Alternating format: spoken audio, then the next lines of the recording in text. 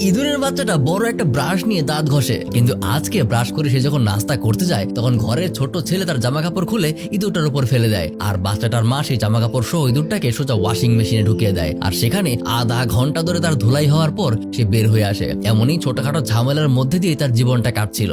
কিন্তু একবার কালিয়া তুফান নামের একটা বিড়াল তাকে গিলে খাবার জন্য পাগল হয়ে ওঠে। এলাকার প্রত্যেকটা বিড়াল তাকে মজা করে খেতে চায়। আর সেখানেই তৈরি হয় একটা মজার রোমাঞ্চকর গল্প।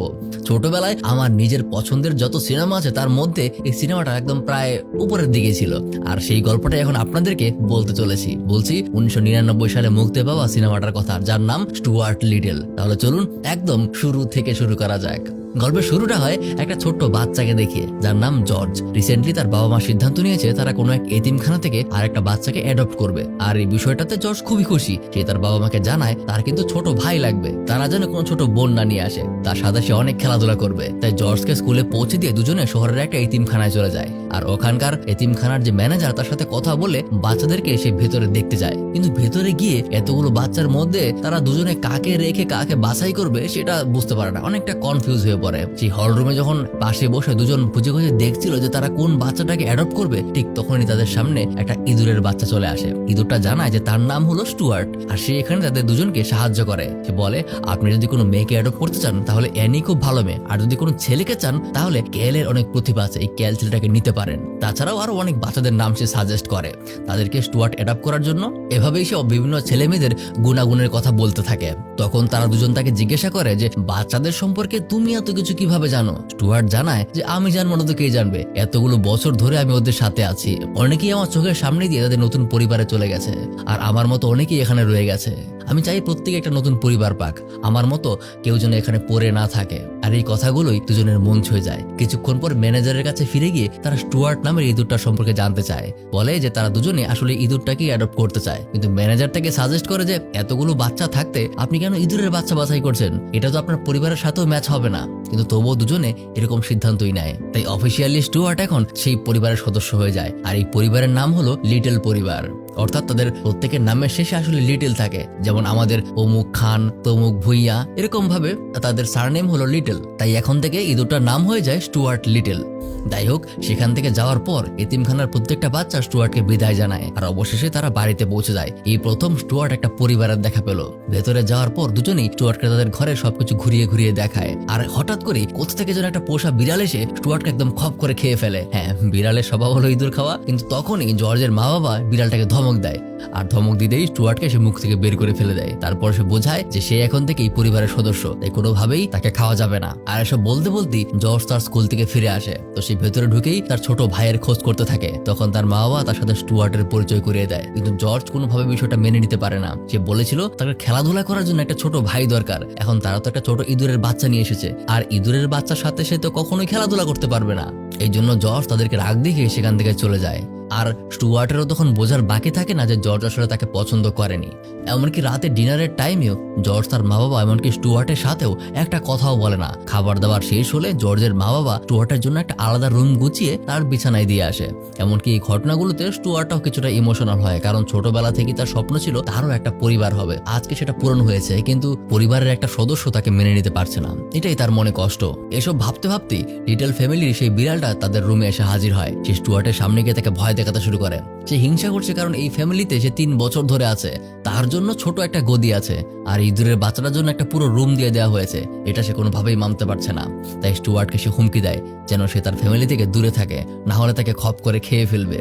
স্টুয়ার্ট তার সাথে বন্ধুত্ব করার চেষ্টা করে। সেখানে কোনো কাজ হয় না, বরং বিড়ালটা তাকে সেখান থেকে চলে যাওয়ার ওয়ার্নিং দেয়। আচ্ছা, জানিয়ে রাখি যে বিড়ালটার নাম হলো স্নোবেল। যাই হোক, আজকের মতো বিষয়টা কোনোভাবে চলে যায়। পরদিন সকালবেলা জর্জ ঘুম থেকে উঠে ব্রাশ করতে যায়। আর সেখানে একটা ছোট্ট সিঁড়ি বেয়ে স্টুয়ার্ট উপরে উঠে দেখতে পায় জর্জের মা তার জন্য একটা খেলনা বেসিন এনে লাগিয়েছে। সেখানে সে দাঁত ব্রাশ করে, কিন্তু সেখানে ভুলবশত ব্রাশ করার পর জর্জ তার জামা কাপড় খুলে স্টুয়ার্টের উপর ফেলে দেয়। তাকে সে দেখতে পায়নি। আর সেই জামা কাপড় সহ স্টুয়ার্টকে জর্জের মানি ওয়াশিং মেশিনে ঢুকিয়ে দেয়। সে তো জানেও না যে ওয়াশিং মেশিনের কাপড়ের ভেতরে আসলে স্টুয়ার্ট আছে। সেখান থেকে ভেতরে এসে অনেক হাউকাউ করে, কিন্তু বাইরে থেকে কেউ শুনতে পায় না। আর ঠিক তখনই বিড়াল স্নোবেল সেই ওয়াশিং মেশিনের ভেতরে তাকে দেখতে পায়। স্টুয়ার্ট তার কাছেও সাহায্য চায়, কিন্তু গল্পের একটা ভিলেন না থাকলে কি আর গল্পে জমে? সে তাকে দেখেও না দেখার ভান করে চলে যায়, সে তাকে একটুও সাহায্য করে না। কিন্তু একদম শেষ মুহূর্তে জর্জের মা তাকে দেখে ফেলে, একদম তড়ি ঘড়ি করে ওয়াশিং মেশিনের ঢাকনাটা খুলে ফেলে। আর এতক্ষণে স্টুয়ার্ট এক গাদা পানি খেয়ে অনেকটা সাবান খেয়ে ফেলেছে, এই কারণে তার শরীর অবস্থা বেশ খারাপ হয়ে যায়, কিন্তু একদম সিরিয়াস কিছু হয়নি। পরদিন তারা শপিং করতে যায়, কিন্তু জর্জ এক কথা জানিয়ে দেয় যে সে স্টুয়ার্টের সাথে শপিং করতে যাবে না, যার কারণে তার বাবা তাকে অনেকক্ষণ বোঝায়। আর ভেতরে স্টুয়ার্টকে জর্জের মা জেনি একটা পুতুলের দোকানে নিয়ে আসে, আর জর্জের জন্য সে অনেকগুলো জামা কাপড় বাছাই করে, তাতে তাকে ভালোই বানাচ্ছিল। আর এই জামা কাপড় কেনার পেছনে একটা কারণ অবশ্য আছে, কারণ স্টুয়ার্টের লিটল ফ্যামিলিতে আসা উপলক্ষে তারা নিজেদের কাছের মানুষদের নিয়ে একটা পার্টির আয়োজন করেছে, যে এখন আমাদের পরিবারের মেম্বার একজন বেড়ে গেছে, সেটা উপলক্ষেই মূলত। রাতের বেলা জর্জের খালা খালু সহ আরো কিছু আত্মীয় স্বজন সেই পার্টিতে আসে। তারা সেখানে দুই ভাইয়ের জন্য গিফট এনেছে, কিন্তু যখন পরিচয় পর্ব আসে তখন সবাই প্রথম স্টুয়ার্টকে দেখে খুবই অবাক হয়ে যায়, কিন্তু তার সাথে সাথে প্রত্যেকে তার সাথে খুব সুন্দর ব্যবহার করে, এমনকি স্টুয়ার্টও খুব খুশি, সে সবাইকে ধন্যবাদ জানায়। কিন্তু সিঁড়ির উপরে উঠে বসে থাকা স্নোবেল এগুলো দেখে খুবই হিংসা করে, এমনকি সেখানে জর্জের আঙ্কেল জর্জকে স্টুয়ার্টের সাথে এগুলো নিয়ে খেলা করার কথা যখন বলে তখন জর্জ অনেকটা বিরক্তি জানায়। সবার সামনে এসে বলে ওঠে যে ও আমার ভাই না, আমি ওকে ভাই হিসেবে মানি না, ও শুধুমাত্র একটা ইঁদুর। আর এটা বলেই সেখান থেকে চলে যায়। এই বিষয়টাতে বাকি সবার সাথে স্টুয়ার্টেরও অনেক অনেক খারাপ লাগে। সেদিন রাতের বেলা স্টুয়ার্ট জর্জের বাবা মার সাথে একটু কথা বলতে যায়। একদম শুরু থেকেই নাকি তার ভেতরে একটা বিষয় সবসময় সামনে আসে, যে সবসময় জানতে চেয়েছে তার আসল মা বাবা কোথায়, কিন্তু কেউ কখনো তাকে গুরুত্ব দেয়নি, এজন্য সে জানতেও পারেনি। আর তার এই কথা শুনে দুজনে তাকে কথা দেয় যে আমরা অবশ্যই চেষ্টা করবো তোমার আসল বাবা মাকে খুঁজে বের করার, তোমার অধিকার আছে তোমার নিজের বাবা মা সম্পর্কে জানার। পরদিন লিটল ফ্যামিলি সেই এতিমখানায় গিয়ে স্টুয়ার্টের নিজের বাবা মার ব্যাপারে জিজ্ঞাসা করে, তবে সেখানে তেমন কিছু সে জানতে পারে না। আর এদিকে ঘটে যায় আরো একটা কাণ্ড। সেদিন স্নোবেলের একটা বন্ধু যার নাম হলো মন্টি, সে আজকে তার সাথে একটু আড্ডা দিতে এসেছে। সচরাচর বাইরে গিয়ে তার আড্ডা দেয়, কিন্তু আজকে এসে তার সাথে দেখা করতে ঘরের ভেতরে চলে এসেছে। আর এই বিষয়টাই স্নোবেলকে আতঙ্কে ফেলে দেয়, কারণ যদি মন্টি জানতে পারে যে ঘরে একটা চকচকে ইঁদুর আছে আর তার ফ্যামিলি তাকে বাদ দিয়ে ইঁদুরটাকে বেশি প্রায়োরিটি দেয়, তাহলে তার মান সম্মান একদম ধুলায় মিশে যাবে, যে তাকে একটা ইঁদুরের সাথে কম্প্রোমাইজ করে থাকতে হচ্ছে। তাছাড়াও স্টুয়ার্টকে দেখলে মন্টিকে থামানো যাবে না, সে তাকে খেয়ে ফেলতে পারে, আর তার দোষ গিয়ে পড়বে তার ঘাড়েই। তাই স্টুয়ার্টের কিছু হয়ে গেলে তার ফ্যামিলিও তাকে ইচ্ছা মতো ধোলাই করবে। তাই স্নোবেল বারবার তাকে চলে যাওয়ার কথা বলে, কিন্তু একদম শেষ মুহূর্তে মন্টি স্টুয়ার্টকে দেখেই ফেলে আর তাকে খাওয়ার জন্য সেখানে দৌড়ে যায়। কিন্তু স্টুয়ার্ট তাকে দেখে মোটেও ভয় পায় না, এই জন্য মন্টি অবাক হয়ে বিষয়টি নিয়ে তাকে জিজ্ঞাসা করে যে তুমি ভয় কেন পেলে না।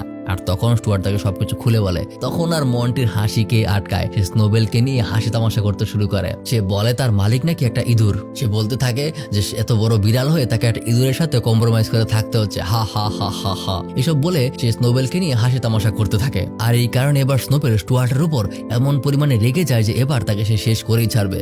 কিন্তু সেখান থেকে পালাতে গিয়ে স্টুয়ার্ট একসময় সোজা একটা মিনিয়েচার শহরে গিয়ে পৌঁছায়। এই ছোট্ট শহরটা বানিয়েছে জর্জ নিজে। সেখানে জর্জের সাথে স্টুয়ার্ট কথা বলার চেষ্টা করে, কিন্তু আগের মতোই জর্জ তাকে ইগনোর করে। আর আজকে স্টুয়ার্ট বলা যায় ইগনোর করার পরেও তার সাথে বারবার কথা বলার চেষ্টা করতে থাকে, তার সাথে হাসি তামাশা মজা করার চেষ্টা করে, যার কারণে একটা সময় জর্জই প্রথম তার সাথে খেলা করতে শুরু করে। যতই হোক সে বাচ্চা মানুষ, রাগ ভাঙানো তেমন কোনো বিষয় না। জর্জ তার একটা খেলনা গাড়িতে স্টুয়ার্টকে বসায়, এমনকি তার তৈরি করা একটা নৌকাও তাকে দেখায়, যেখানে জর্জ জানায় যে সামনে নাকি তাদের স্কুলের পক্ষ থেকে একটা প্রতিযোগিতার আয়োজন করা হবে, সেই জন্য নৌকাটা বানানো সে শুরু করেছিল। তখন স্টুয়ার্ট জিজ্ঞাসা করে তাহলে বানানো শেষ কেন করেনি। তখন সে বলে যে স্কুলে নাকি তার থেকেও ভালো ভালো প্রতিযোগী আসে, তাই মনে হয় না সে কখনোই প্রতিযোগিতায় জিততে পারবে, আর সেই জন্যই সে ভাবছে প্রতিযোগিতা থেকে তার নামটা সে কাটিয়ে ফেলবে। কিন্তু স্টুয়ার্ট তাকে বোঝায় যে অন্তত তুমি তো পার্টিসিপেট করতে পারবে, হার জিত তো ম্যাটার করে না, তুমি যে মজা করবে, বন্ধুদের সাথে পার্টিসিপেট করবে, নতুন একটা অভিজ্ঞতা হবে, এটাই তো অনেক। এই জন্য কখনোই তোমার সেখান থেকে সরে আসা উচিত না। আর আজ প্রথম তার কথা জর্জের খুব ভালো লাগে। সে বলে আমি তোমাকে নিজের ভাই মানতে না পারলেও তোমাকে বন্ধু হিসেবে মানতে পারি। আর এতে স্টুয়ার্ট খুব খুশি হয়ে যায়। আর এতক্ষণে জর্জের মা বাবাও বাসায় চলে এসেছে। আর স্টুয়ার্টকে খুঁজতে গিয়ে তারা যখন বেসমেন্টে তাদের ছেলের সাথে স্টুয়ার্টকে দেখতে পায়, তারা খুবই খুশি হয়ে যায়। অন্তত তাদের ছেলে এখন পরিবারে স্টুয়ার্টকে মেনে নিয়েছে। কিন্তু অপরদিকে এই বিষয়টাই বিড়াল স্নোবেলের খুব খারাপ লাগে। তার ভেতরে শুধু হিংসার আগুন জ্বলতে থাকে। তার বন্ধুদের কাছে এবার অপমানিত হয়ে গেছে। এখন তো মন্টি গিয়ে শহরের সকল বিড়ালকে এটা বলে দেবে।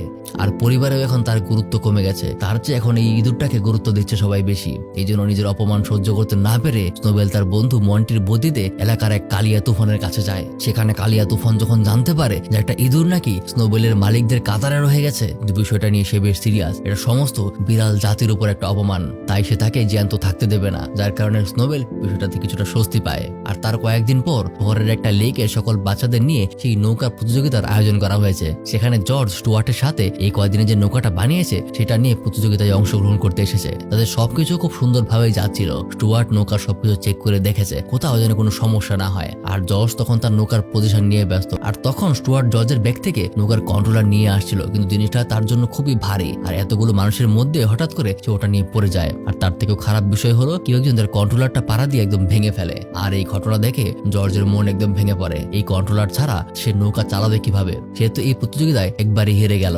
এই কারণে সে মন খারাপ করে বসেছিল। তার বাবা তখন তাকে সান্ত্বনা দিতে আসে, কিন্তু তখনই মাইকে বলা হয় যে একটা নৌকায় নাকি একটা ইঁদুর চড়েছে আর ইঁদুরটাই নৌকা চালাচ্ছে। আর তখনই জর্জ দৌড়ে সেখানে চলে যায়, গিয়ে দেখতে পায় স্টুয়ার্ট তার নৌকায় ম্যানুয়াল কন্ট্রোল নিয়ে নিয়েছে। এখন নৌকাটা সে রিমোট কন্ট্রোল ছাড়া নিজেই ম্যানুয়ালি চালাচ্ছে। অবশ্য তার মা বাবা বিষয়টাতে অনেক ভয় পেয়ে যায়, যদি স্টুয়ার্ট পানিতে পড়ে যায় তাহলে তো সমস্যা, কিন্তু তবুও জর্জ তাকে উৎসাহ দেয়। আর এক সময় তার নৌকা এক এক করে সবাইকে পিছিয়ে ফেলে সামনে এগোতে থাকে। কিন্তু তাদের মধ্যে একটা বড়লোক বাবার ছেলে তার নৌকা নিয়ে অন্য সবার নৌকা ডুবিয়ে ফেলছিল, এমনকি বাকি সবার সাথে সে টক্কর করে। আর একটা সময় সে জর্জের নৌকার উপর নজর দেয়, সেটাও সে ডুবিয়ে ফেলতে চায়। এই কারণে কয়েকবার নৌকাটাতে ধাক্কা দেওয়ার পর নৌকাটা প্রায় ডুবে যেতেই ধরে। এই বিষয়টাতে জর্জ খুবই ভয় পেয়ে যায়। এখন নৌকা বাদ দিয়ে সে স্টুয়ার্টকে নিয়ে বেশি চিন্তা করছে, কিন্তু একদম শেষ মুহূর্তে এই ছেলেটা তার নৌকার কন্ট্রোল হারিয়ে ফেলে আর স্টুয়ার্ট তার নৌকা নিয়ে একদম ফিনিশ লাইনে পৌঁছে যায় এবং এই প্রতিযোগিতায় জর্জের নৌকাটাই প্রথম হয়ে যায়। এই ঘটনায় সবাই খুব খুশি হয়ে যায়। ভিড়ের মধ্যে একজন জিজ্ঞাসা করে নৌকার ইঁদুরটা আবার কই থেকে আসলো? তখন জর্জ বলে ওঠে, ওটা ইঁদুর না, ওটা আমার ভাই। অর্থাৎ এই ঘটনায় জর্জ নিজেও এখন তাকে পরিবারের সদস্য হিসেবে মেনে নিয়েছে। তারপর তার এই বিজয় সে তার আঙ্কেল আন্টি তাদের পরিবারের সবার সাথে খুব সুন্দরভাবে উদযাপন করে, যেখানে স্টুয়ার্ট জন্য এবার সত্যি সত্যি সবাইকে তার পরিবারের সদস্য মনে করতে শুরু করেছে। কিন্তু আজকে তাদের পার্টি শেষ হওয়ার পরেই তাদের দরজায় কেউ একজন এসে নক করে। দরজা খোলার পর তারা দেখতে পায় একটা ইঁদুর আর একটা ইঁদুরনি তাদের সাথে কথা বলতে এসেছে। তাদেরকে তারা ভেতরে ডেকে আনে আর জানতে পারে এরা দুজন আসলে স্টুয়ার্টের আসল বাবা মা। মনে আছে কয়েকদিন আগে স্টুয়ার্ট তার মা বাবা সম্পর্কে জানতে চেয়েছিল, এই জন্য দুজনে এতিমখানায় খোঁজ লাগিয়েছিল। সেখান থেকে আজ তারা দুজন তাদের ছেলের সাথে দেখা করতে এসেছে। সেখানে স্টুয়ার্ট প্রথম বিষয়টা মানতে চাইছিল না, কারণ সে জর্জের পরিবারকে নিজের আপন করে নিয়েছে। কিন্তু তারা দুজন এসেছে স্টুয়ার্টকে অর্থাৎ নিজের ছেলেকে নিজেদের সাথে নিয়ে যেতে। সেখানে স্টুয়ার্ট তাদেরকে জিজ্ঞাসা করে যে আপনারা যেহেতু আমাকে এতই ভালোবাসেন আমাকে এতিমখানায় ফেলে কেন এসেছিলেন? তখন তারা বলে যে তারা নাকি অনেক গরিব ছিল, নতুন করে একটা সন্তান লালন পালন করার খরচ তাদের বহন করতে পারতো না, এই জন্য তারা থেকে এতিমখানায় রেখে এসেছিল। তবে এখন তারা বেশ বড়লোক, তাদের নতুন বাড়ি আছে, সবকিছু আছে। সেখানে স্টুয়ার্ট আর কিছু বলতে পারে না, সে শুধু চুপ করে থাকে। তাই স্টুয়ার্ট আর জর্জকে তারা পাশে পাঠিয়ে দেয় আর বলে আমরা তাকে অ্যাডপ্ট করেছিলাম, তখন থেকেই সে আমার পরিবারের সদস্য। কিন্তু সেখানে স্টুয়ার্টের পিতামাতা বলে যে আপনারা বুঝতে পারছেন না, এক সময় সে বড় হবে, তার এমন এমন কিছু দরকার হবে যেগুলোর প্রয়োজন কখনোই আপনারা মেটাতে পারবেন না, কারণ যতই হোক আপনারা মানুষ আর আমরা ইঁদুর। আর তখনই তাদের মাথায় চলে আসে স্টুয়ার্ট একবার বলেছিল তার নাকি খুব খালি খালি মনে হয়। এখানে তাদের মাথায় আসে যে হয়তোবা একটা নির্দিষ্ট সময় পর স্টুয়ার্টের একজন পার্টনার দরকার হবে, তখন তারা কি করবে। তাই সবকিছু বিবেচনা করে অবশেষে দুজনে স্টুয়ার্টকে বোঝায় যে তোমার আসল বাবা মার কাছেই তোমার ফিরে যাওয়া উচিত, আমরা সবসময় তোমার সাথে আছি, সবসময় তোমার সাথে থাকবো, যখন খুশি আমাদের সাথে দেখা করবে তো তুমি ওনাদের সাথেই ফেরত চলে যাও। তাই অবশেষে স্টুয়ার্ট আর কোনো কিছু চিন্তা না করেই তাদের কথায় রাজি হয়। কিন্তু জর্জ আবার এই বিষয়টা মানতে পারে না, সে তার রুমে গিয়ে রাগ হয়ে বসে থাকে। বিদায়ের সময় জর্জ স্টুয়ার্টকে তার পছন্দের গাড়িটা গিফট করে আর সেই গাড়িতে করেই তারা বেরিয়ে যায়। আর তারপর স্টুয়ার্টের মা বাবা তাকে নিয়ে তাদের ইঁদুরদের আস্তানায় চলে আসে। তাদের সেখানে একটা বাড়ি আছে, কিন্তু যত যাই হোক স্টুয়ার্ট তবুও তার পরিবারকে অর্থাৎ জর্জকে বলতে পারে না। তারপর কয়েকটা দিন পার হওয়ার পর